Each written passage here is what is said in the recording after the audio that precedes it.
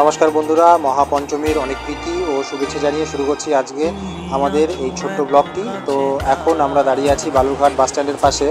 তো দেখতে পাচ্ছ আমার দুই দিদি আমার পাশে রয়েছে এবং আমরা সকলে মিলে আজকে যাচ্ছি দুপুরের খাবার খেতে কাজের হোটেলে।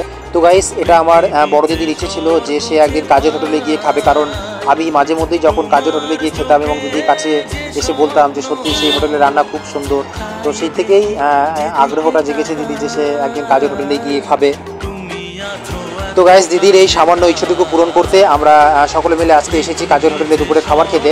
তো আজকের যে বিলটা হবে সেটা আমি দেবো, সেটা আমি আগে থেকে বলে রেখেছিলাম।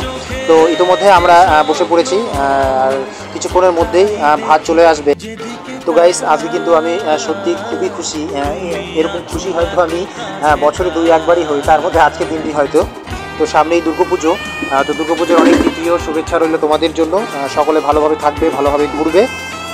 তো বন্ধুরা, ভিডিওটি এখানেই শেষ করছি, কারণ ভিডিওটা যদি আমি শেষ না করি তাহলে হয়তো আমার কপালে খাওয়া হবে না, কারণ ভিডিওটা আমি করছিলাম। তো খাওয়ার শেষে আমরা এখন বাড়িতে। তো জানি না তোমাদের কেমন লাগবে, যদি ভালো লাগে তাহলে অবশ্যই একটি কমেন্ট করবে বালুরঘাট থেকে যারা দেখছো।